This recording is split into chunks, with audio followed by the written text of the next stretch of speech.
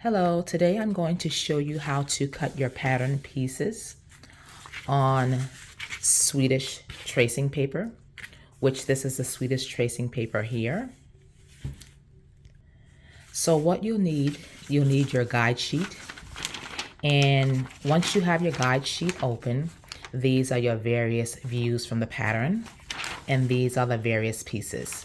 So I think I'm going to make view B. So what you're going to do is you're going to look at your guide sheet, and you see here you have top B or view B. You need pieces 1, 2, 3, and 5. So I have pulled out my pattern pieces, and pattern piece 3 is the neckband. Pattern piece 5 is the sleeve. Pattern piece 1 is the front of the shirt, and pattern piece 2 is the back of the shirt. So for view B, I will need to lengthen or shorten my sleeve. If you look at the pattern, it says you could cut here for view B. That's the hemline, and you could lengthen or shorten here. This is also for view C if you decided to do view C, and view D here. So what I'm going to do view B, but I would like to have mine a little longer. So what I usually do is that I will get the pattern piece, and I would just fold it to that lengthen or shorten line there. And I just take pins and just stick it in the pattern so that I can mark the length that I would like to make my sleeve. And this pattern goes from a size 8 to a size 16. Let's say I wanted to make a size, let's say 12. So this is 8, that's 12. I'm sorry, 8, 10, 12, 14, and 16. So if you was to do a size 12, then you would cut here or trace your pattern here on the Swedish tracing paper. What I'm going to do, I'm going to cut this pattern to a size 16. I could, use the exact pattern and cut the shirt out, but I would like to show you how to trace it on Swedish tracing paper. So you are going to get your Swedish tracing paper, and you're going to roll it out, and you're going to take your pattern piece, and you are going to place it underneath your Swedish tracing paper.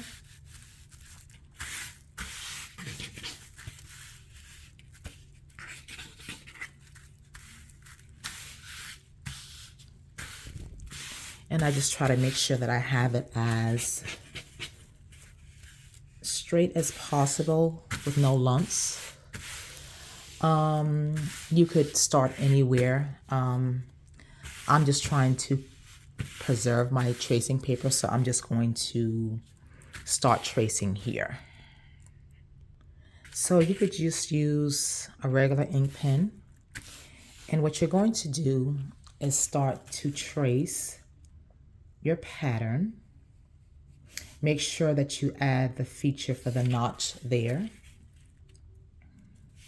And you are going to trace it down.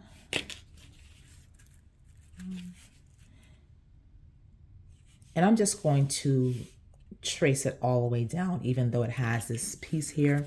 The reason why it's a little off here is because you're supposed to trace along this line for view B, but I would like to make mine a little longer. So I'm just going to follow that line straight down. And I'm just going to freehand do it. And just trace. And if you have weights, you could use the weights as well. I'm just so used to doing it like this.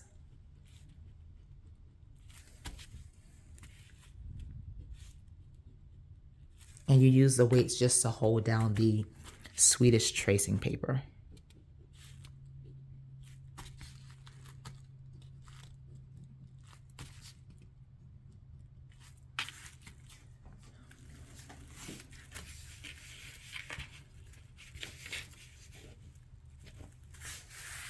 And I guess it would help if I had the weights, but I'm just so used to doing it freehanded.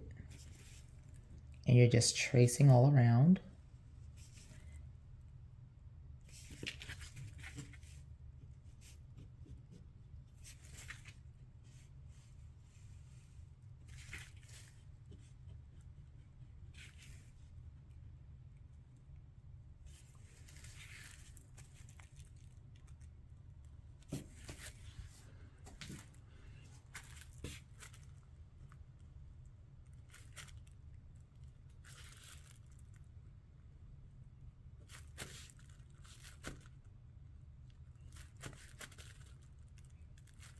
And make sure that you have your notch piece there.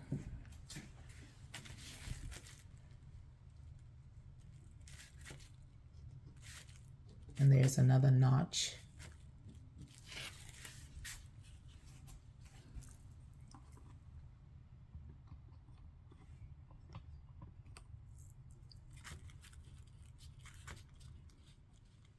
And like I said, since I'm lengthening the shirt, I'm just going to draw this straight down.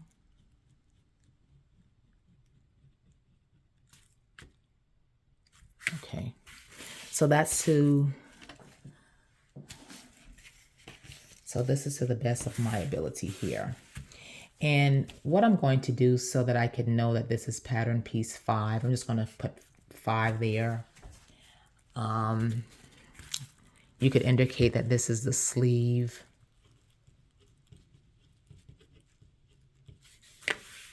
And for me, for this sleeve, you're going to cut 2 pieces of the fabric.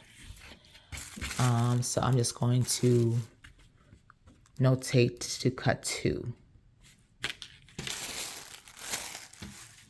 And this is what it would look like once you have traced it on your Swedish tracing paper. So what I'm going to do is I'm going to just cut this piece out.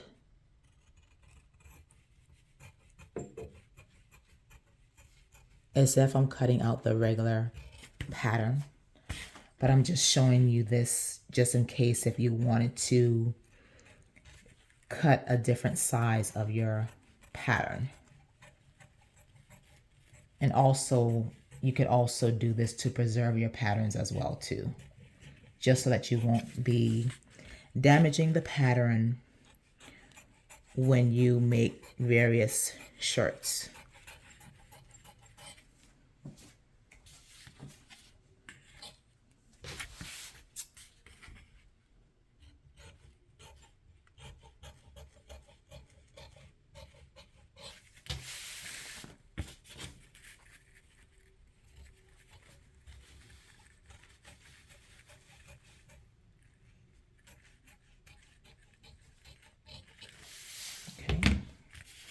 And this is your piece that has been traced from the Swedish tracing paper here. So you have the original pattern here, and you have the portion that you traced. And if you want to kind of like just to make sure that everything is sort of even, you could just put it on top of the Swedish tracing paper, just so that you know that you have it cut to the exact size. Okay, I have cut out all of the pattern pieces and traced it against the Swedish tracing paper. So this is pattern piece 1, which is the front. And I'm just showing you, this is the original pattern. And this is the Swedish tracing paper here. So if you look at the front of shirt B, you notice that it's cut on a fold. So I just kind of notated that on my Swedish tracing paper. Labeled this as the piece 1, cut 1 on fold.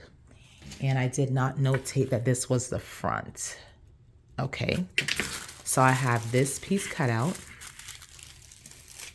And I have piece 2 which is the back, cut out as well. I'm just showing you all angles here. And notated that this should be cut on a fold. This is pattern piece 2. And like I said, you cut one on the fold here. And I've also made sure that I indicated the notches as well on the Swedish tracing paper. And then this is the neckband.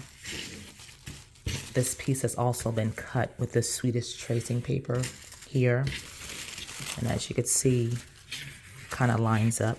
I'm just trying to make sure that I could show you guys for the video's sake there.